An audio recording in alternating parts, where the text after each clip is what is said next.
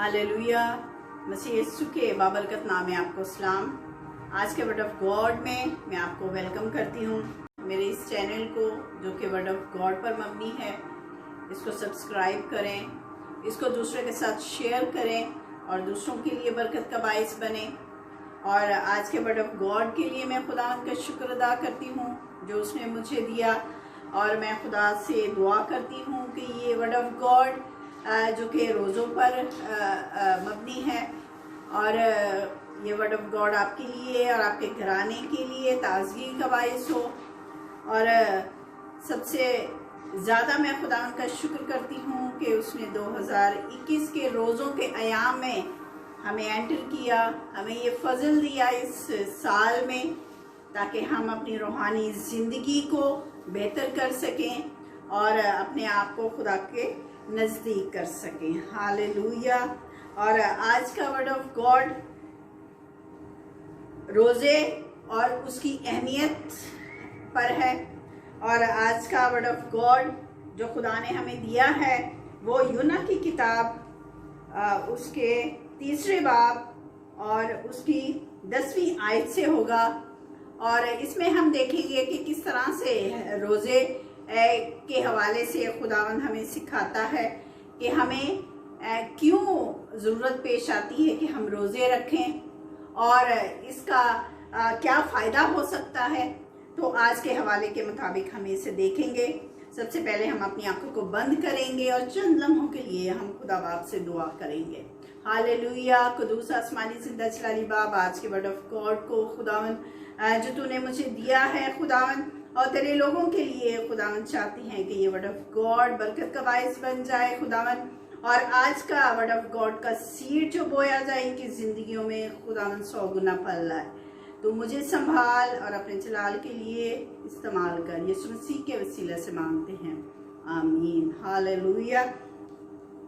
रोज़े को अगर हम डिक्शनरी में देखें उसके लुग़वी मायने, तो इसका मतलब है कि फाका करना या कुछ ना खाना पीना और अपने आप को रोकने के हैं।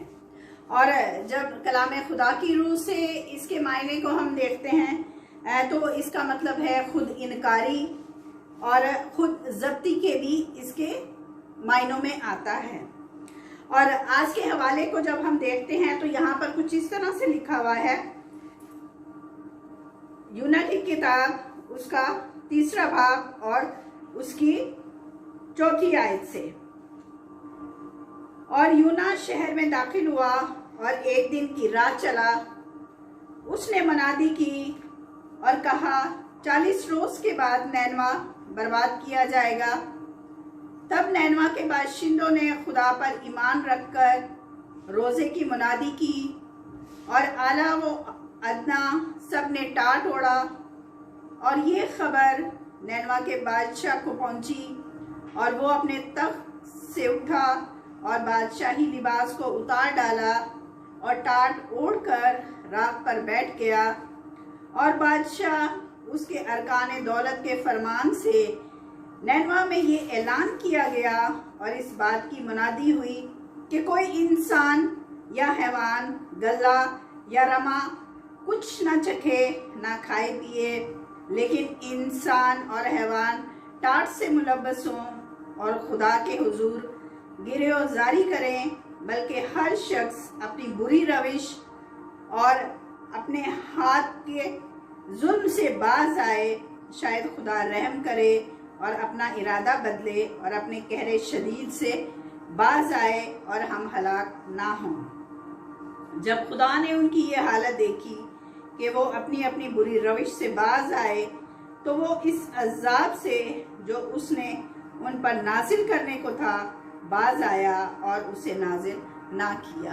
आमीन। हालेलुया।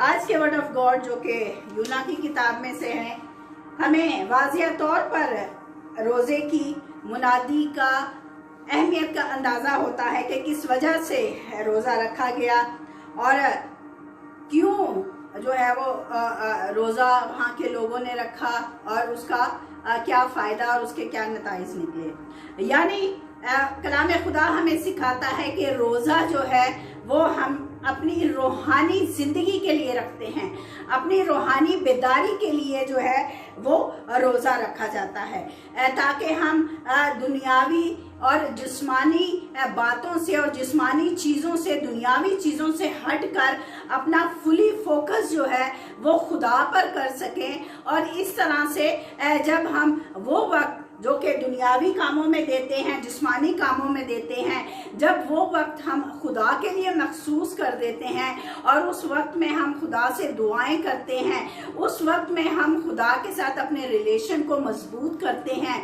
कलाम खुदा की तलावत करते हैं, मैसेजेस खुदा के, क्योंकि खुदा का कलाम कहता है कि हमारा खुदा जो है वो कुर्बानी नहीं बल्कि वो रहम को पसंद करता है।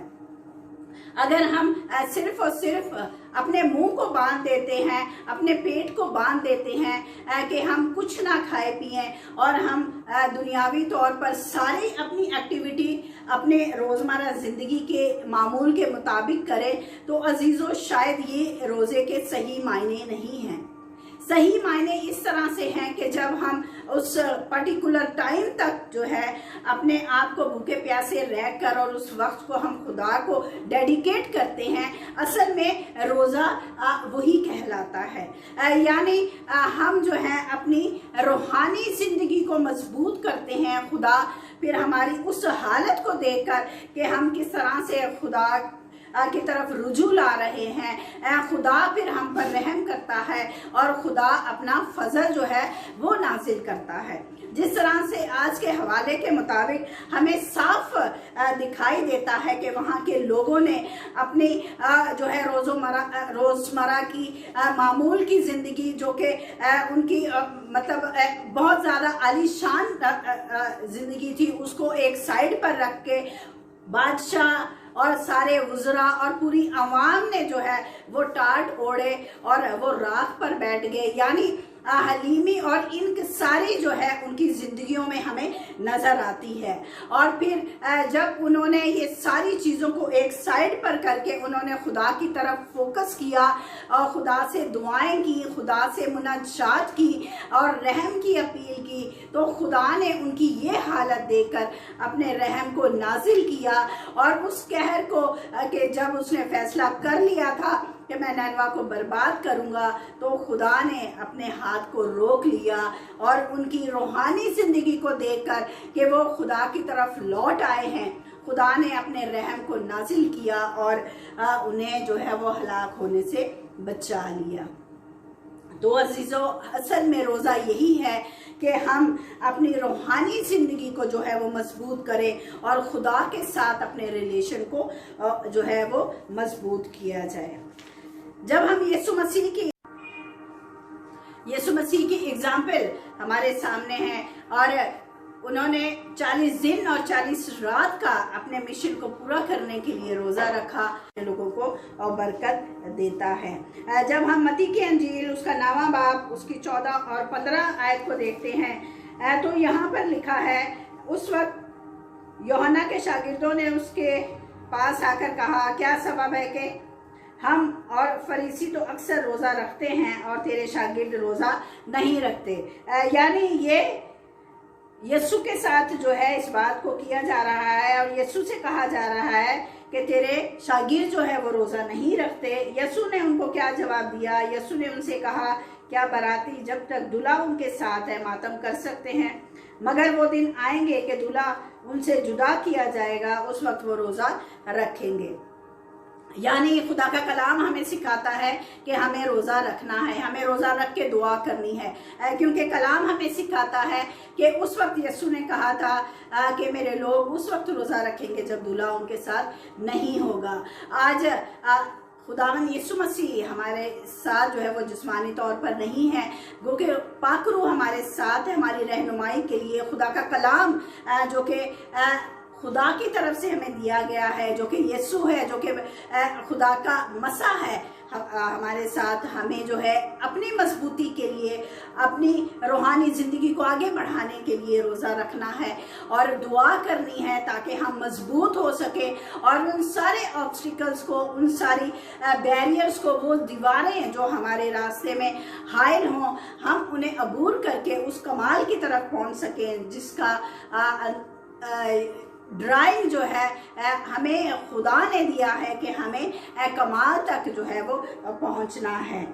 क्योंकि कलाम खुदा के अलावा हमारे पास कोई हथियार नहीं है, खुदा के रूह के अलावा जो है कोई ऐसी दुनियावी तौर पर हमारे पास स्ट्रेंथ और पावर नहीं है जिसके ज़रिए से हम उस कमाल तक पहुंच सकते हैं। तो अजीज़ों, यही वो हथियार हमारे पास हैं जिसको हम इस्तेमाल कर सकते हैं और इब्लीस और शरीर का जो है वो मुकाबला किया जा सकता है। क्योंकि यीशु मसीह ने भी इसी हथियार को, वर्ड ऑफ गॉड को यूज़ किया जब इब्लीस जो है वो आकर उनकी आजमाइश करता है। क्योंकि इसी से हम उसको मात दे सकते हैं। क्योंकि खुदावंद यीशु मसीह ने भी वर्ड ऑफ गॉड के ज़रिए इब्लीस को मात दी। जब वो रोज़े में थे तो इब्लीस उनको आजमाने के लिए आया और कहा कि अगर तू खुदा का बेटा है तो इन पत्थरों को बोल के ये रोटी बन जाए। तो अक्सर जब हम निढाल होते हैं, डिप्रेस होते हैं, तो इब्लीस जो है वो हमें कई तरह से वरगलाता है, हमें सताता है, बहकाने की कोशिश करता है कि हम खुदा के ट्रैक से हट जाएं।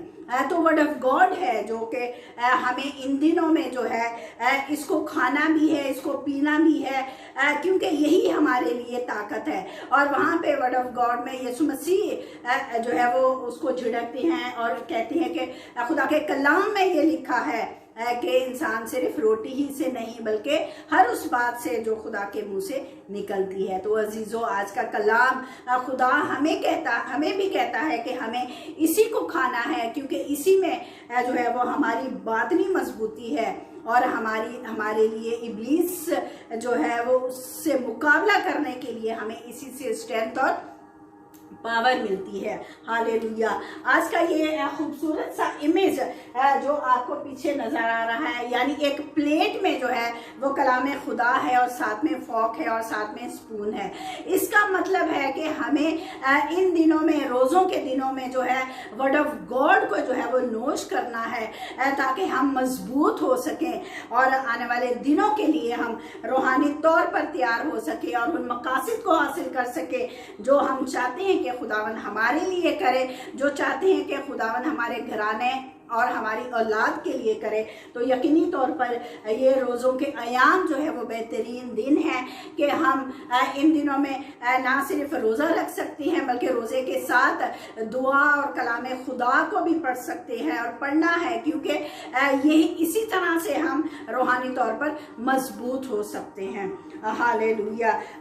जब हम रसूलों के ऊपर नज़र करते हैं अमाल की किताब में, तो वहाँ पर रूहुल कुद्दुस हासिल करने के बाद जो रसूलों के ज़रिए से मोजज़ात होते थे वो कलाम की खुशखबरी को इस तरह से फैलाते थे, इस तरह से सुनाते थे कि हज़ारों की तादाद में लोग जो है वो तब्दील होते थे और कलीसिया में शामिल होते थे। तो हसद के मारे जो लोग हैं वो यही इसी तरह से ताज्जुब करते थे कि इन लोगों ने, यानी रसूलों ने, ये तालीम कहाँ से हासिल की। और वहाँ पर कलाम खुदा में लिखा है कि वहाँ पर उनको जवाब दिया जाता है कि ये लोग जो हैं ये यीशु के साथ रहे हैं। यानी जो जिंदगी और जो लोग यीशु के साथ रहते हैं उन्हें कोई मात नहीं दे सकता, उन्हें इब्लीस और शरीर हाथ भी नहीं लगा सकता। और यही वादा खुदा हमें भी देता है कि जब हम उसके कलाम में मजबूत होते हैं तो हम इब्लीस और शरीर को शिकस्त दे सकते हैं इस वर्ड ऑफ गॉड के ज़रिए और इस कलाम के ज़रिए, क्योंकि कलाम में ज़िंदगी है और कलाम में हमेशा की खुशी और इत्मीनान है। तो मेरी दुआ है कि ये अयाम आपके लिए बाबरकत बने और जब जब आप रोज़ा रखें, किसी मकसद के लिए रोज़ा रखें और किसी यानी अपने किसी वजह के लिए रोज़ा रखें, तो ज़रूर उसे खुदा के सामने बार बार रखें, अपनी दुआएं करें, ताकि खुदावन आपकी सारी वजूहात को जिसकी वजह से आप रोज़ा रखते हैं, उन सारे मकासद को, उन सारे ऑब्जेक्टिव को जिसके लिए आप रोज़ा रखते हैं, खुदा के सामने गिरते हैं, इनकी सारी एक के साथ अपनी लाइफ को गुजारते हैं, तो खुदावन आपकी ये हालत को देखकर खुदावन आपको बरकत दे और आपके घराने को कसरत की एक दौलत से और अपने फजल से माला माल करे। Hallelujah. God bless you all. आंखों को बंद करेंगे, चंद लम्हों के लिए हम खुदा से दुआ करेंगे। हालेलुया। खुदावन तेरा शुक्र, तेरी तारीफ करते हैं खुदावन इस कलाम के लिए, खुदावन जो तूने दिया बख्श दे के खुदावन ये दिन तेरे लोगों के लिए बरकत का बाइस बन जाए। खुदावन तेरे लोग जिन जिन मकासद के लिए खुदावन तेरे चरणों में गिरते हैं, इन दिनों में खुदावन रोज़े रखते हैं, तो खुदावन तो अपने लोगों के रोज़ों को कबूल कर, अपने रहम को नाजिल कर, जिस तरह तूने नैनवा के लोगों को बचाया और खुदावन उस शहर को सलामती बख्शी, इसी तरह खुदावन तो अपने लोगों के रोज़ों को कबूल करना, उनकी दुआओं को सुनना और उन्हें कसरत की बरकत देना, यीशु मसीह के वसीला से मांगते हैं। आमीन आमीन। Hallelujah. God bless you and see you next time.